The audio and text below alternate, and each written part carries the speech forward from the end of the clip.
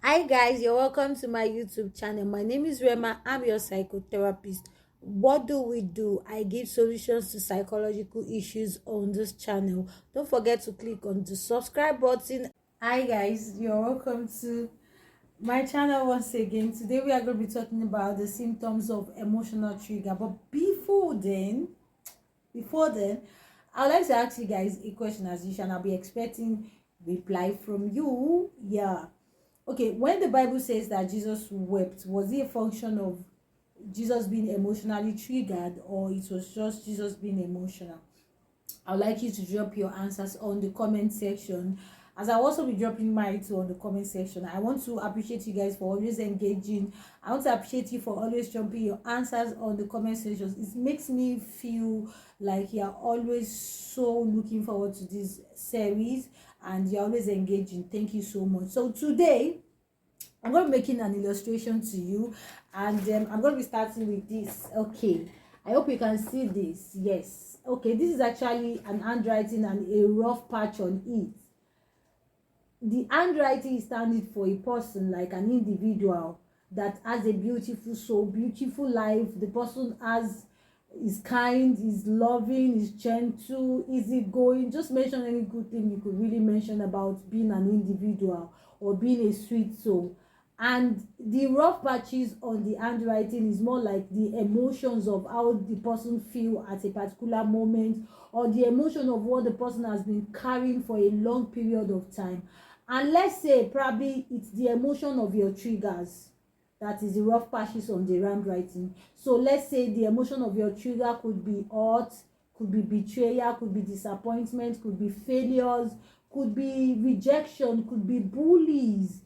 I'm just trying to look for anything that could have happened to you all throughout your young age. Could be rape all throughout your young age till you grow up to a particular stage, and those things felt like they've been a story you've been carrying all along. And those emotions are the emotion you feel, the emotion of what you've gone through in the past while you were growing up, the emotions of how people made you feel, or things that is making you feel negative one way or the other. That was what I tried to illustrate here. And that brings me to, people see this handwriting, but people feel the rough sketches. They feel the rough sketches. They feel the emotional trigger that you go through.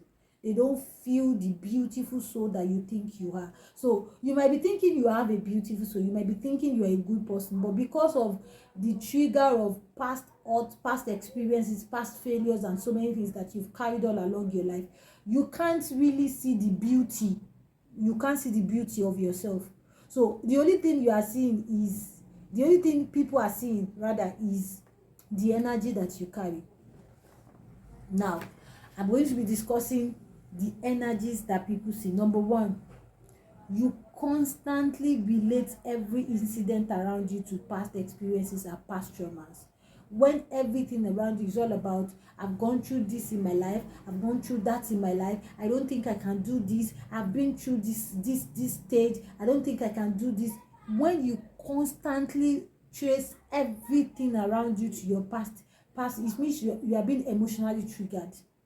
It means that you are being triggered in a negative way, and it means that you will not give the right attitude, you will not give the right behavior. Why? Because you are constantly using everything around you to relate to whatever it is that you have gone through in the past, which is not going to allow people to see the beauty of who you are, the beauty of who you can be. Number two is that you are clouded by emotions. Being clouded by emotion is a function of people not seeing the beauty of the handwriting that I wrote under these rough sketches. So people see the energy that I bring to the table of being clouded by pain, being clouded by negativity, being clouded by fear, being clouded by probably not having a good thought towards myself, being clouded by me seeing myself lower, being clouded by me not seeing myself becoming anything in life. Just being clouded by the emotion of whatever it is that you've gone through in life. Number three is that you constantly feel irritated by things you should not be irritated by. You find yourself constantly getting irritated by things that you could handle maturely. Probably you were in the midst of a discussion with somebody, and someone said this and that related to something that has happened to you in the past that makes you feel down, you could have said, oh, something like this have happened to me in the past and I feel like this is what it taught me.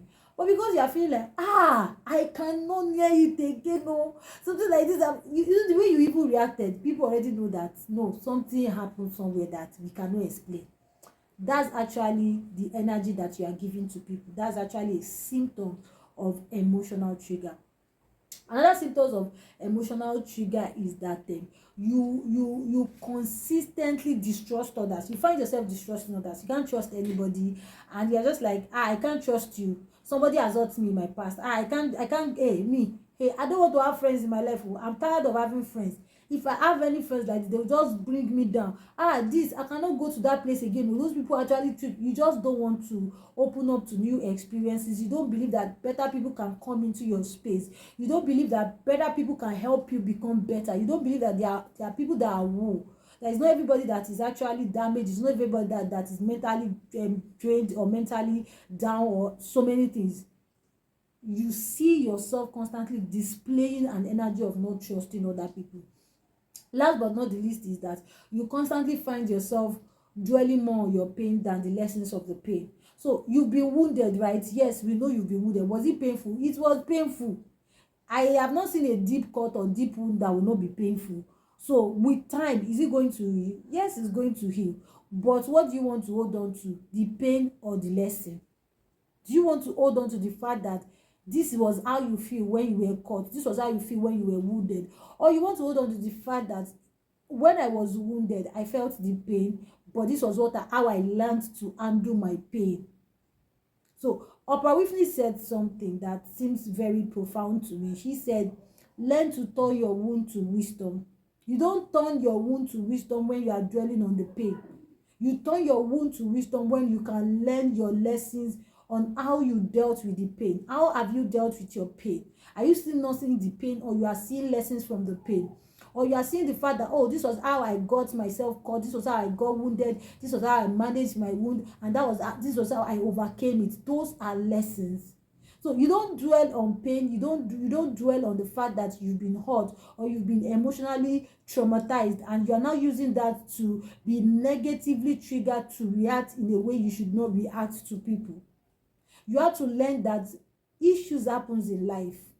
People fall in life, people make mistakes, people get wounded, people get healed, depending on which version you want your trigger to actually bring energy to in you. You can either transfer your trigger to challenging you to become better, or you transfer your trigger to challenging you to become worse, depending on how you want to see your trigger. What perception are you having towards your trigger? Are you going to allow your trigger become a wound you want to nurse, or you want your trigger to become a wound you want to learn lessons from? And that is determined by you. So in my next section, I'm going to be teaching you how you can manage your triggers, how you can cope with them, and how you can travel in the midst of whatever it is that you have gone through in the past. I'm rooting for you. I'm your psychotherapist. Don't forget to drop your answers on the comment section, and also don't forget to give us thumbs up. In case you have anything to discuss with you can consult us, Opal Life Therapy.